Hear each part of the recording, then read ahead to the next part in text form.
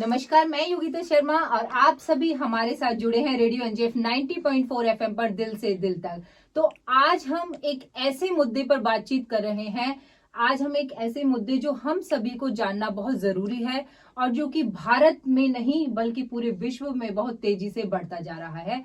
आज हम बात करते हैं वर्ल्ड कैंसर डे। कैंसर के बारे में हम आपसे बातचीत करेंगे और हमारी चर्चा रहेगी कि ज्यादा से ज्यादा जो श्रोता हमें सुन रहे हैं, अगर वो भी हमसे कोई बातचीत करना चाहें तो आज हमारे साथ जुड़े हैं पलवल के सिविल सर्जन हैं, चीफ मेडिकल ऑफिसर सर आप डॉक्टर नरेश कुमार गर्ग हैं और सर आप deputy chief medical officer doctor Bhupendra sir, जो कि कैंसर में बहुत ज्यादा अपना स्पेशलाइजेशन रखते हैं और बहुत ज्यादा इनके पास अनुभव है। तो उसी को लेकर आज हम बातचीत करेंगे। सर, सबसे पहले तो आप सभी का स्वागत है हमारे रेडियो स्टेशन में, रेडियो एनजेएफ 90.4 एफएम में आप सभी का स्वागत है। धन्यवाद सर, हम आपसे चर्चा करते हैं, आपसे शुरुआत करते हैं कि वर्ल्ड कैंसर डे ये और क्यों मनाया जाता है। ये हमने अपने श्रोताओं को बनाया है, तो क्यों इसके पीछे बनाने का क्या उद्देश्य है, क्या उद्देश्य रहा है? हमने क्या है कि पिछले कुछ सालों के अंदर पहले हम ना कम्युनिकेबल डिजीज की बात करते थे जी।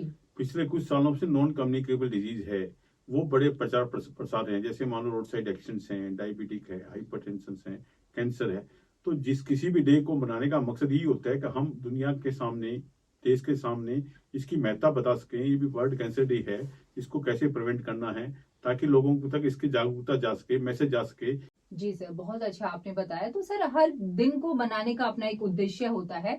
सर, हम आपसे जानना चाहेंगे कि इसका ऑब्जेक्टिव क्या है। जैसे कि अगर थीम की बात करें, थीम पर आधारित हमारा ये दिन है, क्लोज द केयर गैप। ये बहुत ही अच्छी खूबसूरत थीम इन्होंने रखी है कि जो हमारा केयर गैप है उसको हमें क्लोज करना है। तो क्या इसका उद्देश्य है इस दिन को बनाने का और क्या थीम पर आधारित हम किस प्रकार का कार्य इसमें कर सकते हैं?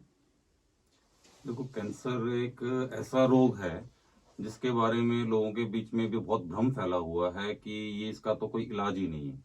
लेकिन अगर हम इसको ढंग से देखें, अगर ये इनिशियल स्टेज पे पता चल जाए तो इलाज संभव है, पूरी तरह इलाज संभव है बहुत से कैंसर्स का। लेकिन जब लोगों को पता ही लास्ट स्टेज पे चलता है तो उसका इलाज संभव नहीं हो पाता और जो व्यक्ति है वो लाचार हो जाता है। जी। तो क्लोज द केयर गैप जो थीम रखी गई है उसमें मेन ऑब्जेक्टिव है कि जिस किसी का भी जो एक स्क्रीनिंग होती है, स्क्रीनिंग के तहत हम वक्त रहते ये जान लें कि इसको ऐसे लक्षण आ रहे हैं जो शुरुआती लक्षण हैं और उसकी रोकथाम कर ली जाए जिससे कि वो आगे ना बढ़े। और जिसको पहले से हो गया है और लाइलाज बीमारी है तो एक पैलिएटिव केयर प्रोग्राम होता है कि उसकी केयर कैसे की जाए जिससे कि वो अपने अंतिम क्षणों में एक शांतिपूर्वक विदा हो सके। जी सर, बहुत अच्छा आपने बताया। और सर, इसमें जैसे आपने बताया कि हमें पता नहीं चलता है, अधिकतर श्रोताओं को भी मैं बताना चाहूंगी आपके द्वारा, तो इसके क्या प्राथमिक लक्षण रहते हैं, क्या इसके प्राइमरी हमारी स्टेज है, किस तरह से हमें पता चल सकता है जिस भी व्यक्ति को कैंसर होता है, तो क्या उसके लक्षण है, उसके सिम्टम्स क्या क्या होते हैं, ताकि वो जान सके और डॉक्टर से सही उपचार कर सके। जैसा आपने बताया अभी अपनी बात में कि भ्रम फैला हुआ है, इसका इलाज है जो वो संभव है। मैं आपकी जानकारी में लाना चाहूंगा, सरकार ने एक कार्यक्रम चलाया हुआ है NPNCD, जी sir. National programme for non communicable disease. इसमें जो मोटे तौर पे देखा गया है कि महिलाओं में दो तरह के कैंसर आम तौर पे पाए जाते हैं, breast cancer and cervical cancer, और दोनों सेक्सेस में, मेल्स एंड फीमेल्स में ओरल कैंसर। इन तीनों ही कैंसर्स के शुरुआती लक्षणों को पहचानने के लिए 30 इयर्स प्लस जितनी भी पॉपुलेशन है उसको स्क्रीन करने का टारगेट रखा हुआ है। और इसमें अगर हम ओरल कैंसर की बात करें, शुरुआती लक्षण क्या होते हैं? मुंह के अंदर कोई छाला हो जाना, वो सफेद रंग का हो या लाल रंग का हो, जो किसी भी तरह हील ना हो रहा हो दवाई खाने के बावजूद भी।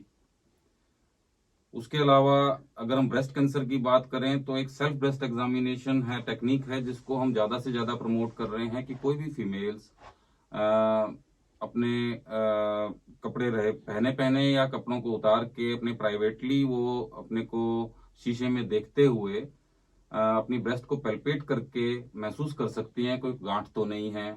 एक होती है पकरिंग होता है कि जैसे एक नारंगी होती है, उसका जैसा छिलका होता है, अगर ऐसा कुछ नजर आता है तो वो भी उसका लक्षण होता है। कोई ऐसा गांठ बनी हुई हो जिसमें से रिसाव हो रहा हो या दर्द होता हो जिसको महसूस कर सके, शुरुआती लक्षण होते हैं। सर्वाइकल कैंसर के लिए एक वाइट डिस्चार्ज की प्रॉब्लम है जो कि बहुत ज्यादा होती है जी। महिलाओं में आजकल। वो इनिशियल स्टेज तो नहीं कहेंगे, बट जिनको वाइट डिस्चार्ज की क्रोनिक प्रॉब्लम हो जाती है, they are more prone to cervical cancer.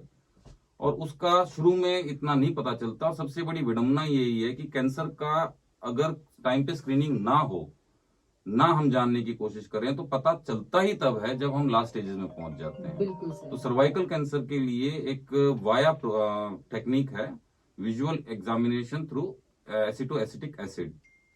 तो उसके लिए महिला को लेटा के उसके जैसे कॉपर टी जब लगाते हैं तो उसी पोजीशन में लेटा के, और उसमें एसिटोएसिटिक एसिड सॉल्यूशन उसके सर्विक्स पे लगाया जाता है, बच्चेदानी के मुंह पे लगाया जाता है, उसका कलर चेंज देखा जाता है, और उससे पता चल जाता है कि एक स्क्रीनिंग हो जाती है कि ये महिला ज्यादा प्रोन है और ये महिला को कोई दिक्कत नहीं है। तो इन तीनों ही चीजों के लिए प्रोग्राम चलाया हुआ है और शुरुआती लक्षणों को पहचानने की कोशिश करी जा रही है। बहुत अच्छा और विस्तार से सर आपने बताया, क्योंकि आमतौर पर भारत देश की अगर हम बात करें, अपने देश की महिलाओं में जो ब्रेस्ट कैंसर है और जो आपने वाइट डिस्चार्ज है, ये इनिशियली जो स्टेज है, इसको बहुत ज्यादा महिला जो वर्ग है इग्नोर भी करते हैं। और ज्यादातर सर हमने देखा है कि जो गृहस्थ जीवन है, महिला एक होती है घर की प्रधान, उसको बोलते हैं गृह लक्ष्मी भी बोलते हैं, तो वो अपने आप को समय नहीं दे पाती है। यही कारण है कि जो अंतिम जो चरण होता है सर, अंतिम जो स्टेज होती है, उस पर हम जाते हैं और उस समय जो क्लोज द केयर गैप जो थीम भी है हमारी आधारित, तो हम अपनी जो गैप है उसको क्लोज ज्यादा नहीं कर पाते हैं, और इसी कारण हम मृत्यु जो हमारा पक्ष है उसकी तरफ हम जल्दी, जो भारत जैसे देश में हर साल कैंसर से मरने वालों की संख्या अधिक हो रही है। तो सर इसके लिए हम आपसे जानना चाहेंगे कि सरकार, जितने भी हमारी कम्युनिटी समुदाय के लोग सुन रहे हैं आपके द्वारा, क्योंकि जो मेडिकल जो स्वास्थ्य विभाग है आपके हाथों में है पलवल जिले का, तो सरकार की ऐसी क्या क्या योजनाएं हैं, क्या क्या पॉलिसीज हैं, जितने भी श्रोता हमें सुन रहे हैं आपके द्वारा, और आप हमें कॉल करके 8930904904 पर भी जान सकते हैं। हम सर के द्वारा आपको बताना चाहेंगे क्या योजनाओं का आप लाभ उठा सकते हैं। सरकार जो है, अभी काफी पहले हम कम्युनिकेबल डिजीज में थे, इन्फेक्शन काफी हुआ करता, लेकिन जी। जैसे जैसे हमारी लाइफस्टाइल अच्छा हो रहा है, नॉन कम्युनिकेबल डिजीज जो है, जैसे कैंसर है, ब्लड प्रेशर है, इसकी तरफ हम बढ़ रहे हैं। सरकार द्वारा इसके लिए नेशनल प्रोग्राम चलाया गया है, नेशनल कैंसर कंट्रोल प्रोग्राम चलाया गया है। हमने जगह जगह जो है रेडियोथेरेपी के यूनिट शुरू कर दिए हैं। इसके लिए जैसे अभी डॉक्टर साहब ने बताया, हमने वाया एग्जामिनेशन शुरू कर दिया है, हमने मेमोग्राफी, ब्रेस्ट के लिए मेमोग्राफी शुरू कर दी है। कैंसर जो चेस्ट का कैंसर, जो लंग्स का कैंसर है, इसके लिए हम एक्सरे करवाते हैं। और हमें जैसे ही हम कहते हैं स्क्रीनिंग शुरू कर दी, हमारे पास सीएचओ की पोस्ट आई है जगह जगह, हम सीएचओ के थ्रू जगह जगह इसके कैंप लगाते हैं, स्क्रीनिंग करवाते हैं। और अभी हमारे पास तो रिसोर्सेज लिमिटेड है, फिर भी हम कोशिश करते हैं कि सारी हरियाणा की सभी जनता को हम एक बार 30+ वालों को स्क्रीनिंग कर लें, और जिसके पास यदि लक्षण दिखाई देते हैं वो हायर सेंटर में जाकर अपना इलाज करवाएं। जी सर, बहुत अच्छा ये सरकार की योजना है कि खुद पहल, मतलब आप फील्ड पे जाके खुद पहल कर रहे हैं स्क्रीनिंग। और रेडियो एनजीएफ 90.4 के माध्यम से भी हम बताना चाहेंगे कि सर के द्वारा जो ऐसा भी अभी बताया कि 30+ जो युवा वर्ग है, महिला है, जो भी 30+ है, वो जाके एक बार अपनी स्क्रीनिंग जरूर कराएं, ताकि हम समय रहते इस जो कैंसर जैसी भयानक बीमारी है इसके बचाव कर सकें, इसके उपाय कर सकें। सर इसी के साथ ही हम आपसे जानना चाहेंगे कि कोई, जितने भी श्रोता हमें सुन रहे हैं, तो कौन सा आपका एड्रेस है, कौन सा विभाग है, कहाँ पर आकर वो आपसे मिले अगर किसी युवा को, किसी को स्क्रीनिंग करानी हो। स्क्रीनिंग कराने के लिए हमारे पूरे जिले में कम्युनिटी हेल्थ सेंटर, सामुदायिक स्वास्थ्य केंद्र, प्राथमिक स्वास्थ्य केंद्र, पीएचसी और हेल्थ एंड वेलनेस सेंटर, सब centres health and wellness centres बने हुए हैं जी। कहीं पर भी जाके वो अपनी स्क्रीनिंग करा सकते हैं। बस बेहतर होगा कि वो सामुदायिक स्वास्थ्य केंद्र या प्राथमिक स्वास्थ्य केंद्र पर जाएं। जी सर, बहुत अच्छा आपने बताया, क्योंकि ये तो हर गांव में, हर जो ब्लॉक है उधर प्राथमिक स्वास्थ्य केंद्र होते हैं, तो ज्यादा दूर जाने की हमें जरूरत भी नहीं है, तो हम वहां जाके मुलाकात करके अपनी स्क्रीनिंग करा सकते हैं। इसी के साथ बहुत अच्छा सर आपके साथ मुलाकात हुई, बहुत अच्छी चर्चा हुई। सर हम आपके द्वारा एक मैसेज चाहते हैं पलवल की जनता को कैंसर दिवस के बारे में। ऐसे है कि एक तो हमारी जो बड़ी उम्र की औरतें होती है वो थोड़ा सा ज्यादा श्रमाती है।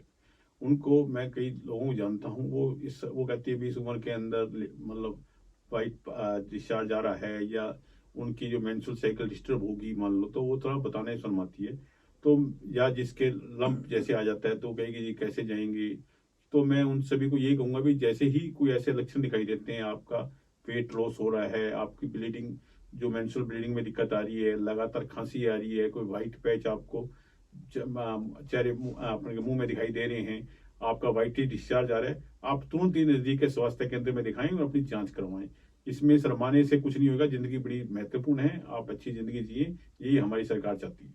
जी सर। सर आपकी तरफ से सर ने बहुत अच्छा संदेश दिया श्रोताओं को कि जीवन एक अनमोल तोहफा है, समय रहते हमें अपना बचाव खुद ही हम अपने बचाव कर सकते हैं। सर आपकी तरफ से पलवल की जनता को संदेश। सर का मैसेज बहुत अच्छा है। जी मैं इसमें थोड़ा सा बस ऐड करना चाहूंगा। जो सरकार कुछ सुविधाएं दे रही है, एक फ्री ट्रैवल फैसिलिटी है। जिस किसी को भी कोई कैंसर की शिकायत है, वो कहीं से भी अपना इलाज करा रहा है, हरियाणा रोडवेज की बस से उसको मुफ्त पास बनाया जाता है उसके लिए और उसके एक अटेंडेंट के लिए। और वो बनवाने के लिए उसको सिविल सर्जन ऑफिस में आके एक बार दरखास्त देनी होती है, हाथ की हाथ बना के दे दिया जाता है। इसमें वो चाहे कितनी ही बार इलाज के लिए जाए, हरियाणा रोडवेज बस की मुफ्त सुविधा उसको मिलेगी। दूसरी एक अभी सुविधा शुरू करी है, 2750 रुपए की मासिक पेंशन के लिए कागज अपलोड किए जा रहे हैं सिविल सर्जन ऑफिस में ही।